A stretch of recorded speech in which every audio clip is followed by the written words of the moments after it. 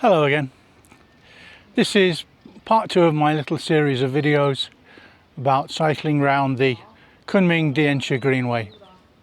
Today, leaving Rongchuan, a short 4-kilometre ride to Daguan Park, where I'll do a quick tour of the park and a little potted history of the park and Daguan Lou, the main attraction. So, let's get going.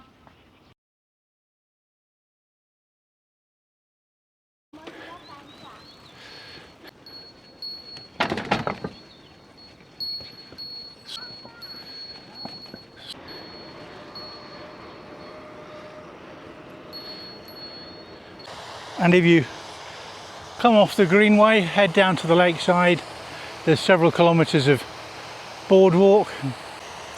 It's a beautiful place to come for a walk, especially on a sunny day.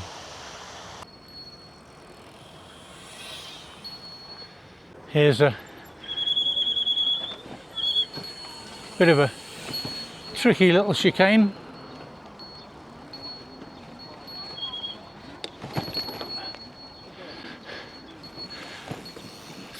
Okay, here we are approaching Daguan Park, and this roundabout here is the entrance. So now I've got to find somewhere to park my bike. Okay, so here's the main gate to Daguan Park. As you can see, small buses, tourists. This is the kind of place I usually try and avoid because for me they're a bit noisy. Walking into Daguan Park, as you can tell the noise has gone up already. Here's a typical Chinese flower display.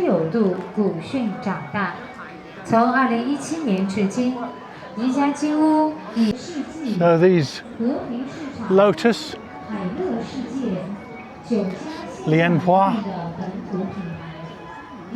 lotus flowers, quite big plants, also very big. For those of you not from China, this is bamboo in its natural state. They get quite big. In fact, in some areas there are bamboo forests. This looks like some kind of square for performances. There are 2 big projectors up there on what looks like to be a sound stage. Usual thing here is the traditional circle dancing. Dancing is a very popular pastime here. Group dancers, circle dancers, square dancers.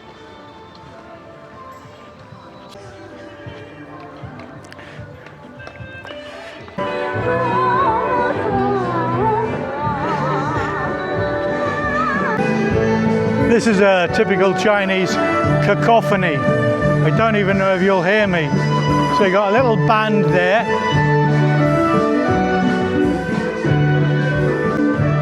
And you've got a woman independently singing over here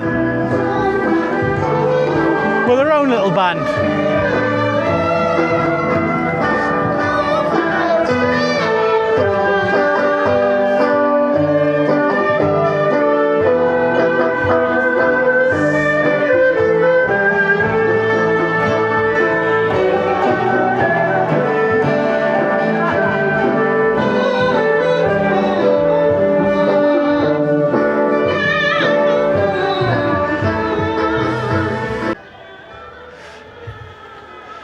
Okay, so this is one of the back entrances to the park, and one of the things that's made life easier is pretty much all of the parks in China are now free.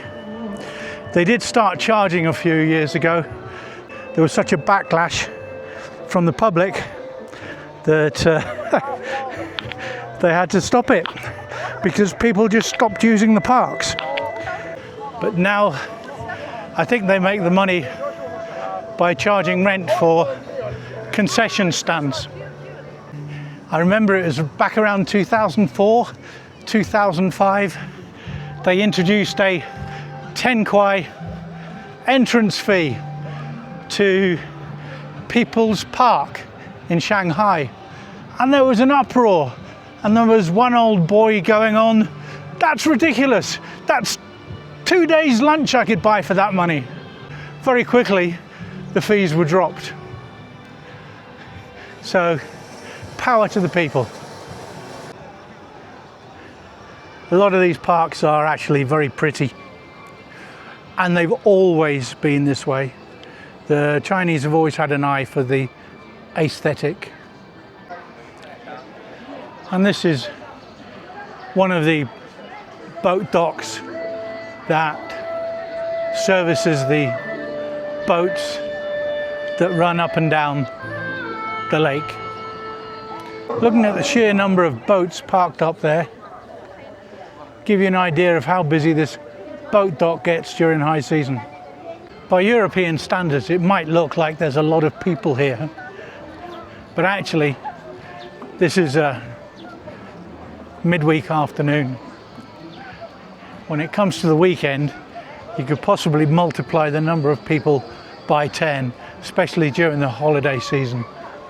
I mean, this place, any place that's touristy, just gets so busy. Looks like there's a bunch of women here getting ready to do some fan dancing.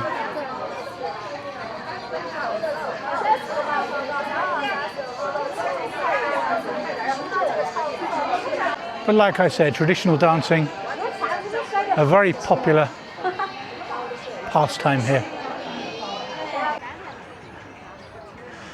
So that's Daguan Lou, originally built in 1696 by the governor of Yunnan as a two-story pavilion for the Kangxi emperor, so he could admire the view of the western hills. It's been burnt down a couple of times in history. The last time it built was in the 1800s, and it was rebuilt as a three-story structure, and it's remained that way ever since.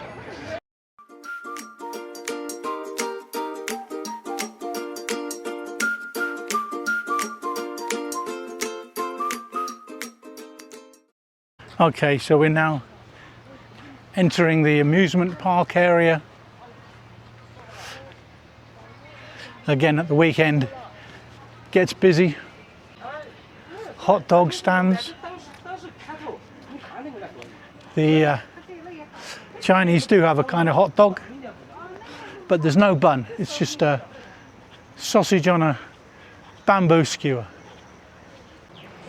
Actually, walking around here reminds me, last year when we were up in the north, my mother-in-law, who's in her 80s, wanted to go to the theme park next to the hotel to ride some of the rides, and they refused to let us in, even my wife and me, because we were too old. Go figure. For those of you who are used to a Tarzan gym for the kids, the ones they got here, more like a flipping army assault course. And that spinning swing thing is exactly what my 80-plus-year-old mother-in-law wanted to ride at the fairground. And she was grossly disappointed. What a shame. Ma, eat your heart out. And this old abandoned building looks like it used to be one of the old gatehouses for the park in the past. Not in use now, but quite ornate. Now this is something I never thought I'd see in China. It's a house of horrors, a ghost house. And considering how much the Chinese government doesn't like superstition and rot like that, I'm really surprised. Here's a couple of girls in traditional costume.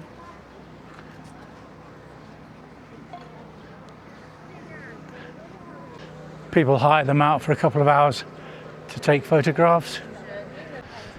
Amazing really, when you think all these ponds dams and bunds were dug and erected for the pleasure of one man and his entourage, and it's now a public park where the whole city, and you could argue the whole world, can enjoy the works done for a 17th century emperor.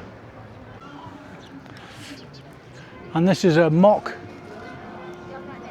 rock formation and cave, no doubt constructed as part of the garden works.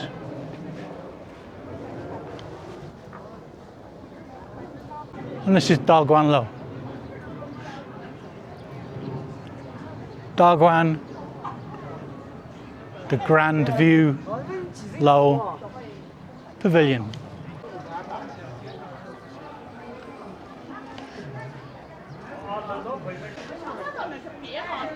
On either side of the door, in blue and gold, is the 118 character couplet, a rhyming couplet, probably the longest piece of poetry in Chinese literature, and it's one of the things that's made this park and this building famous.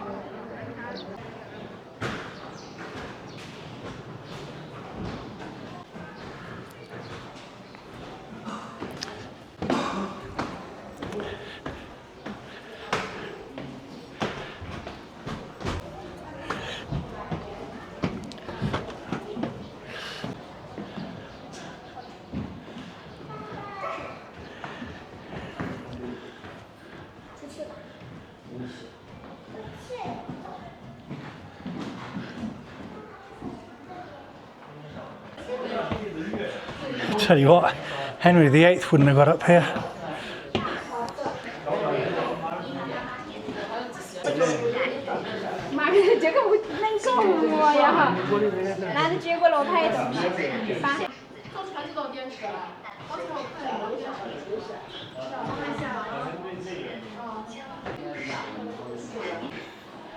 And that looks like the original Kangxi Emperor. One of the most famous emperors in China, probably the greatest, also the longest serving. I think he served for 61 years. Well, from the rear of Daguan Lou, that concludes my visit to Daguan Park today. So, bye for now.